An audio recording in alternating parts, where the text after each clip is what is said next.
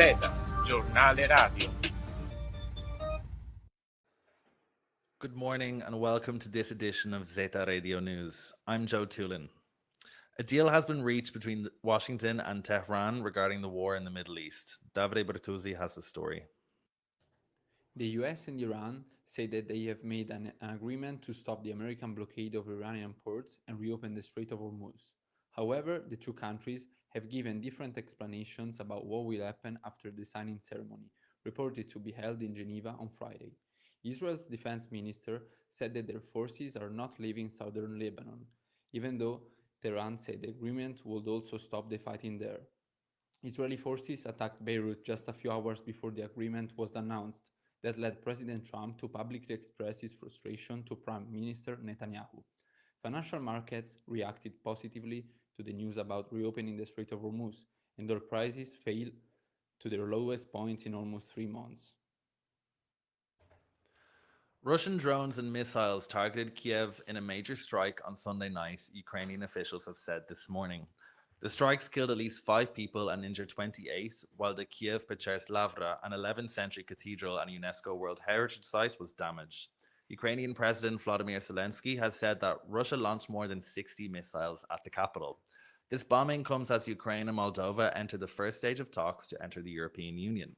This is possible because Prime Minister of Hungary, Peter Magyar, has rolled back on his predecessor, Viktor Orban's veto against Kiev.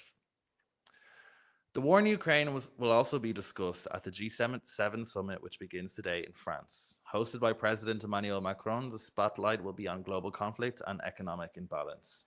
Dylan Brown Wilkinson has the full report. Leaders of the G7 will meet in the French alpine town of Evian-les-Bains between Monday and Wednesday this week for the annual summit. Hosted by President Emmanuel Macron, countries attending will be France, the UK, Germany, Italy, Japan, Canada, and the United States. The most pressing topic at the summit will be the recently announced US-Iran deal, with the leaders wanting a better understanding of the agreement. In addition, the countries will seek a common ground on the Russia-Ukraine war, global economic imbalances, and sourcing critical minerals outside China. Macron has invited several other heads of states as guests, including Ukraine's President Zelensky, Indian Prime Minister Modi, and South Korean President Lee Jae-myung. Following Australia's lead, the United Kingdom has announced plans to ban social media for those under 16 years old. Alessandro Macchiello takes a closer look.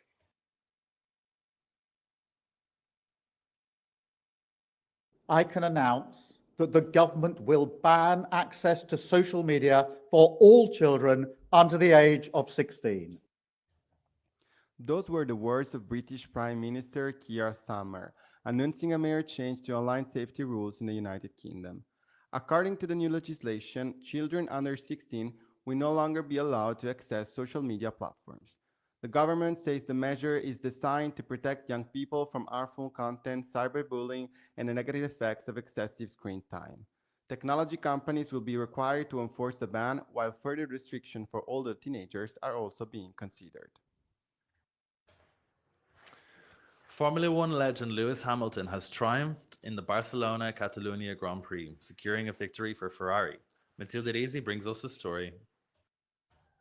The 7-time world champion Lewis Hamilton claimed his first Grand Prix victory for Ferrari in Barcelona, ending a 2-year wait for a win and silencing doubts about whether at 41 years old he could still compete at the very top of Formula One. Hamilton admitted he had questioned himself during a difficult first season with Ferrari, but called this victory proof that he had not lost it.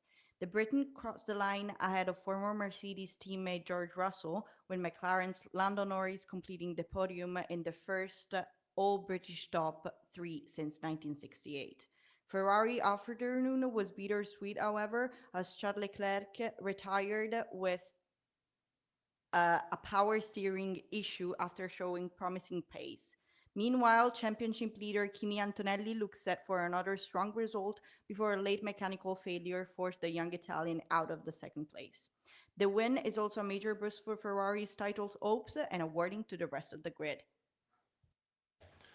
Violence has erupted in New York following the Knicks' historic win for the city. For more details, here's Salvatrice Danacampo. The New York Knicks captured their first NBA championship in over 50 years Saturday night, defeating the San Antonio Spurs in Game 5. But the celebration in Manhattan quickly turned chaotic. The NYPD reports that massive crowds in Midtown became increasingly destructive into the early hours of Sunday morning. Near Times Square, a 17-year-old boy was shot in the foot and rushed to the hospital. Elsewhere, rioters used bats to smash police cars and torched 5 yellow school buses. Police say 10 officers were injured, and 63 people have been arrested on charges including assault and weapons possession. A victory parade is still scheduled for Thursday. In football's greatest competition, a small country has made history. Curaçao becomes the smallest country to ever participate in the World Cup. Our sports correspondent João Kerr tells us more.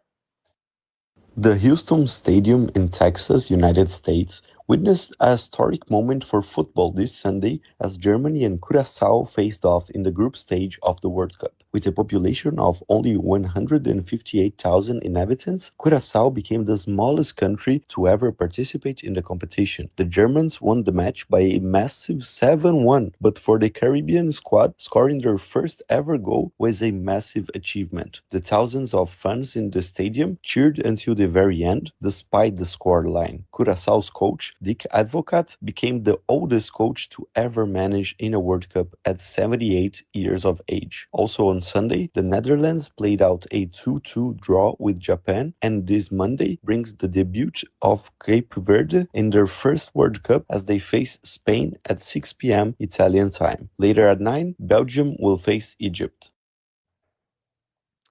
This concludes today's news update from Zeta. I am Joe Tulin here in the studio with Salvatrice Danacampo. Thank you for listening. Until next time.